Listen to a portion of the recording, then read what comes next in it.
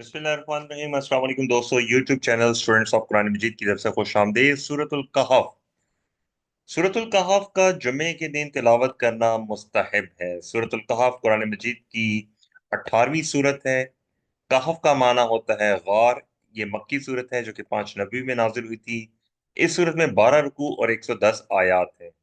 सूरतुल कहफ दज्जाली फितने से बचाव की सूरत है। सूरतुल कहफ का नाम कहफ क्यों रखा गया? इस वजह से नाम कहफ है क्योंकि ये नाम इस सूरत की आयत नंबर 9 में पहली बार आया है। कहफ के मानी गार होते हैं। इस सूरत में चूंकि गार वालों का जिक्र है, इसी मुनासबत से इस सूरत का नाम अल कहफ रखा गया है। सूरतुल कहफ मक्का मुकरमा में नाजिल हुई, इसलिए इस सूरत को मक्की सूरत कहा जाता है। मुसहफ की तरतीब में इसका नंबर 18 है, जबकि नजूल की तरतीब के एतबार से इसका नंबर 69 है।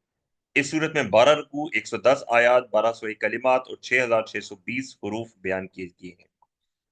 सूरतुल कहफ इन 5 सूरतों में से एक है जिनकी इब्तिदा अल्हम्दुलिल्लाह से हुई। पहली सूरत जिसकी इब्तिदा अल्हम्दुलिल्लाह से हुई वो सूरह फातिहा है।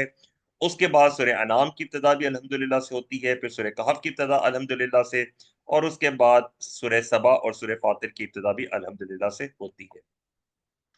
सूरतुल कहफ के बेशुमार फजाइल अहादीस में बयान हुए हैं। हजरत अबू दरदा रजी तआला अन्हु से रवायत है कि आप सल्लल्लाहु अलैहि वसल्लम ने इरशाद फरमाया कि जो सूरह कहफ की इब्तदाई 10 आयात जुबानी याद करेगा वो दज्जाल से महफूज रहेगा।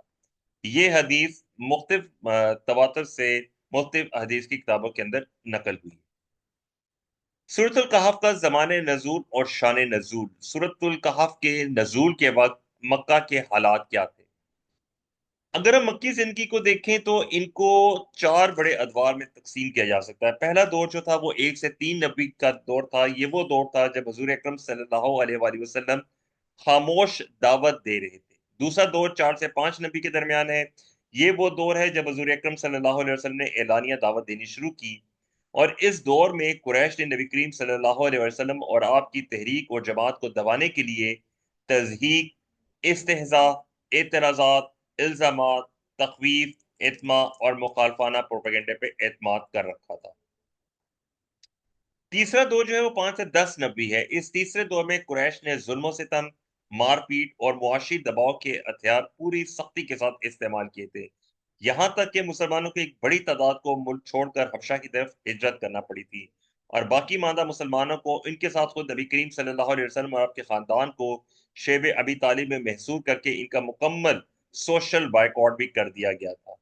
सूरतुल कहफ जो है इसी मक्का के तीसरे दौर के आगाज में नाजिल हुई थी, क्योंकि इसके मजामीन पर गौर करने से मालूम होता है कि जुल्म सितम और मुजाहमत ने शिद्दत इख्तियार कर ली थी, मगर अभी हिजरत हबशा वाकया नहीं हुई थी। इस वक्त जो मुसलमान सताए जा रहे थे इनको असहाबे कहफ का किस्सा सुनाया गया ताकि उनकी हिम्मत बंधे और उन्हें मालूम हो कि अहले ईमान अपना ईमान बचाने के लिए इससे पहले क्या कुछ कर चुके हैं।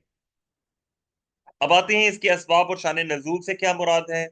रवायात में आता है कि जब मक्का मुकरमा में इस्लाम फैलना शुरू हुआ तो कुरैश परेशान हो गए। उन्होंने नजर बिन अल हारिस और उकबा बिन अबी मुईत वगैरह चंद आदमियों का एक वक्त मदीना मुनव्वरा उलमा यहूद के पास भेजा और उनसे सूरत हाल के बारे में मशवरा तलब किया कि तुम खुद को अहले किताब कहते हो और तुम्हारा दावा है कि तुम्हारे पास जमाने साबिक के पैगंबरों का वो इल्म है जो हमारे पास नहीं। लिहाजा मोहम्मद सल्लल्लाहु अलैहि वसल्लम के बारे में हमें बतलाओ कि वो दावा नबूवत में कहाँ तक सच्चे हैं और तुम्हारी इल्हामी किताबों में इस सिलसिले में क्या लिखा हुआ है। वक्त ने यसरब पहुंच कर उलमाए यहूद से अपनी आमद का मकसद बयान किया। उलमाए यहूद ने इनको बताया कि हमारी किताबों में नबी आखिर ज़मान की जो सिफात दर्ज हैं इनकी रूह से वो सच्चे नबी है, ताहम तुम लोग इनसे 3 सवाल करो। अगर उन्होंने इनके सही जवाब दे दिए तो समझ लो कि वो सच्चे नबी हैं, वरना वो महज बातें बेकार रही हैं।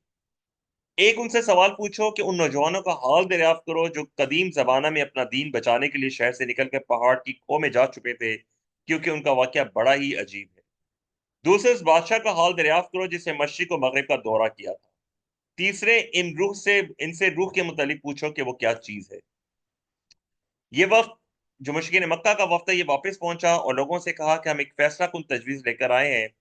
और फिर ये वक्त हजूर अकरम सल्लल्लाहु अलैहि वसल्लम की खिदमत में हाजिर हुआ और सवालात पेश किए। आपने फरमाया मैं कल इनके जवाब दूंगा, मगर आप इंशाअल्लाह कहना भूल गए।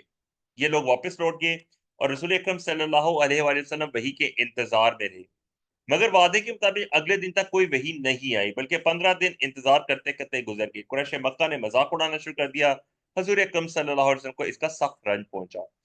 15 دن کے بعد حضرت جبرائیل سورہ کہف لے کر آئے، اور اس میں یہ آیت بھی نازل ہوئی کہ جب کسی کام کے کرنے کا وعدہ کیا جائے تو انشاءاللہ کہہ کر معاملہ اللہ کے حوالے کیا جائے، اپنے اوپر اعتماد نہ کیا جائے۔ اس صورت میں ان نوجوانوں کا پورا واقعہ سنایا گیا جن کو اصحاب کہف کہا جاتا ہے، اور مشرق و مغرب کا سفر کرنے والے بادشاہ ذوالقرنین کا حال بھی سنایا گیا، اور روح کے متعلق جو مختصر جواب ہے وہ سورۃ البنی اسرائیل میں گزر چکا ہے۔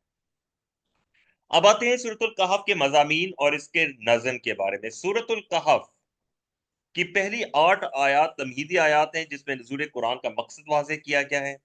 آیت نمبر 9 سے 26 تک اصحاب کہف کا قصہ بیان جو دوسری زندگی کے لیے ایک واقعہ مثال بھی ہے، اس میں راہ خدا میں حصے رہنمائی کا سامان بھی ہے۔ آیت نمبر 27 سے 31 میں اہل ایمان کی قدر افزائی کی گئی ہے، اور ان لوگوں کو جو دنیا پرستی میں مگن ہے ان کے حال پر چھوڑ دینے کی ہدایت کی گئی ہے۔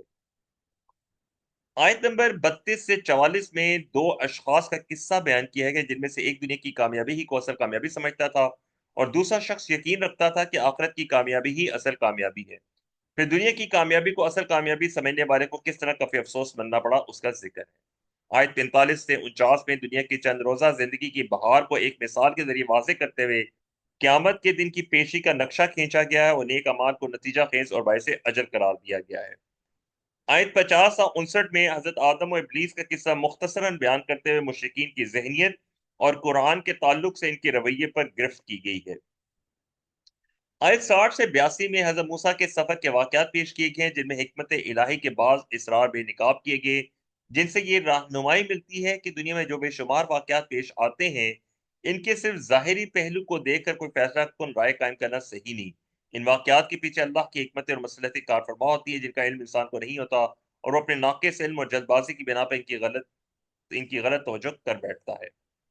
آیت نمبر 83 سے 101 میں ایک سوال کے جواب میں حضرت ذوالقرنین کا قصہ بیان ہوا۔ اس قصے میں اس کردار کا یہ پہلو خاص طور سے نمایاں کیا گیا ہے کہ کس طرح انہوں نے اپنے اقتدار کو خدا سے ڈرتے ہوئے اور آخرت کی جوابدہی کے احساس کے تحت استعمال کیا۔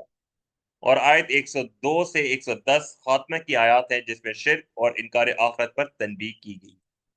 الحمدللہ، ابھی تک اگر آپ نے یوٹیوب چینل اسٹوڈنٹس آف قرآن مجید کو سبسکرائب نہیں کیا تو آپ سے درخواست ہے کہ چینل کو سبسکرائب کیجیے۔ اگر آپ کو ویڈیو پسند آتی ہے تو لائک، کمنٹ اور شیئر کیجیے۔